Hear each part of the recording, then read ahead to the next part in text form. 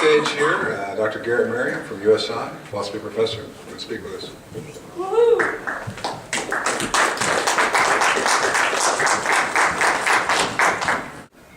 Ever since I've been teaching, I've been using PowerPoint, and it's gotten to the point where I'm so accustomed to using PowerPoint that I actually have to have a PowerPoint to talk about anything, even if it's not projecting up on the screen. So first off, I want to thank all of you for coming here. I'm an academic, and that means I love to talk to people about stuff that I think about, and I can't do that without you, so thank you very much for coming out.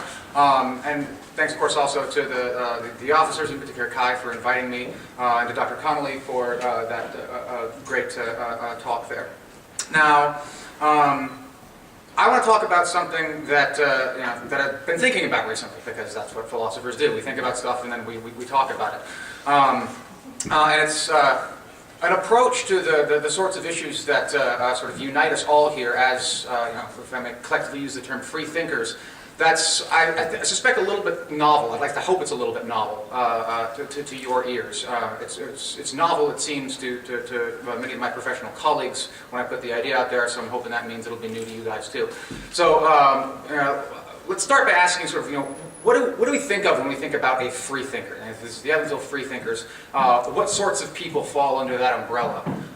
You probably make a short list in your head. You can think atheists, agnostics, skeptics, secular humanists, maybe a few other things under that umbrella. And at various times in my life, at various different social circumstances, all of these terms can describe me to more or less of an accurate degree. I think I've called myself all of these things at one point or another.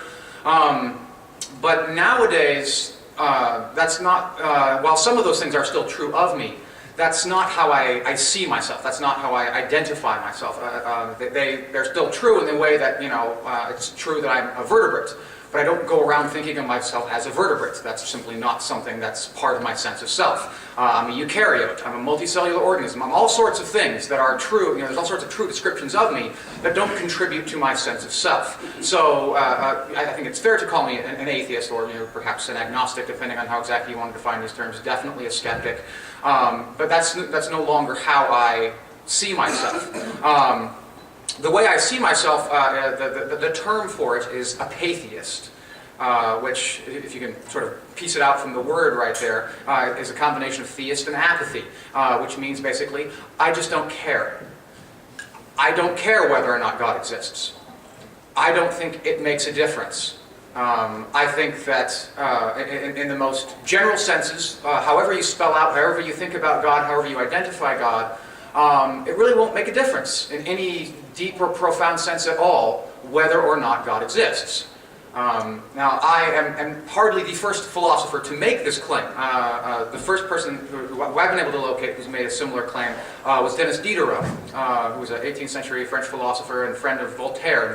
Voltaire sent him a letter saying he had heard him being accused of being an atheist, and Voltaire wondered how Diderot responded to this. And his response here, quoting him directly, is, "It is very important not to mistake hemlock for parsley," because one is poisonous and the other is not. "But it is not at all so to believe or not in God." In other words, a simple mistake about whether or not the green stuff you're about to put on your pasta is parsley or hemlock will make a huge difference. But a simple mistake as to whether or not God exists makes no difference at all. Friedrich Nietzsche is another person who suggested this. His famous quote, or perhaps infamous quote, "God is dead," is one of these hyperbolic claims that is often misinterpreted. People sort of read Nietzsche as simply making a statement about atheism, but if you really think about it for a moment and unpack the idea, God is dead, you'll see it's sort of ridiculous on its face. God, by definition, is immortal. How can an immortal being die? Well, when you see something like that, Nietzsche's messing with your mind. He wants you to sort of, get outside your comfort zone there. What Nietzsche meant when he said God is dead is not that there is an immortal being that is now dead, but rather that whether or not God exists is irrelevant. God can't solve our problems. We have to solve our own problems. So you can go ahead and assume God exists, but you still have to deal with the same existentialist crisis that the rest of us do. At least that's the way I interpret Nietzsche. He's, of course, a famously fickle philosopher to interpret in many ways. But I want to go a step further, actually, than either Diderot or Nietzsche here. And I want to step into what we might call militant apatheism, which is to say, I don't care and you don't either. Now, I suspect for a lot of you this will not be as hard a sell as it would for a more diversified audience, but nonetheless, I'm going to pitch it as though you were a resistant audience, because, well, that's what philosophers are used to. So I want to push this in a way that, that presupposes you will be hard to win over here. I want to broaden that. It's not just me, it's not just you. I think the vast majority of human beings on the planet, actually, don't care whether or not there's a God. They think they care. They think it makes a big difference to their lives. But in point of fact, if the right series of circumstances were to happen, if they were to think about it the right way, I believe they would realize it actually does not make a difference to them. So this is a qualified claim. I'm not saying absolutely everybody. Indeed, there are some people on the planet who it does make an honest-to-God difference to. I just think there's nowhere near as many as is commonly assumed, even by people who themselves commonly assume that they care, that they think God exists. This is a presumptuous claim on my part. Again, it is perhaps an arrogant thing to say that I know what these people care about more than they themselves know what they care about. That is the kind of thing that requires an intellectual defense. You can't simply make a claim like that and then expect people to accept it. But thankfully, I'm a professionally trained philosopher, and making arguments is what I do for a living. So allow me to make that argument. So to start, let's look at what theists and atheists have in common. Despite all their many disagreements, they all seem to agree that it's an important question whether or not God exists.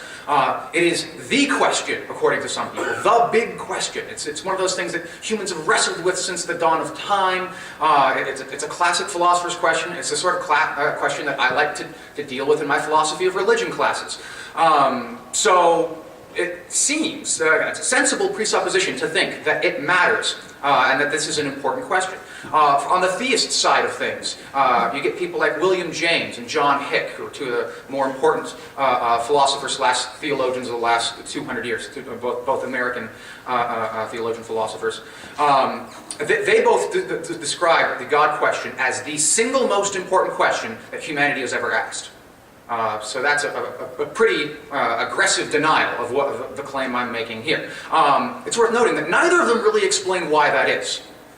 They both sort of just assume that it's one of those things that everyone will understand is why it's an important question. And as much as they do try to sort of say why it's an important question, I think they quickly start deviating from the question of God and start talking about other questions. That's a point I will return to in a moment, a point of clarification. On the other side of things, we just gave away a copy of Christopher Hitchens' book, God is Not Great. Christopher Hitchens describes himself as an anti-theist. It's not just that he doesn't believe in God, he hopes God does not exist. Clearly he thinks the question matters.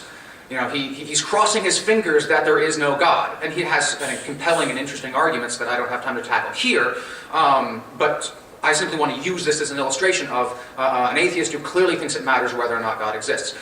Many other atheists describe themselves as saying, well, I don't believe in God, but I really wish I did. I used to believe in God, perhaps I remember what it was like, it felt good to believe in God, and I miss that.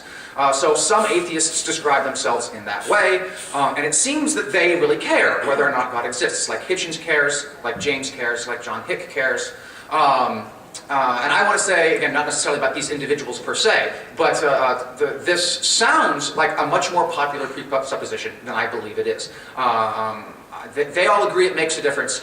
I want to deny that claim. I do not think it makes a difference one way or the other. Now, I suspect that at least some of you are thinking, I'm being hyperbolic here. I'm exaggerating for comic effect. And to an extent, that is true. I want to clarify my central claim. There is a sense in which I care whether or not God exists. I am a philosopher. I care about the truth. And if it is true that God exists, that's something that I would like to know. That is something that I would care about. In that sense, I do indeed care about whether or not God exists. But I don't know if you guys have much exposure to philosophers, but we care about weird things.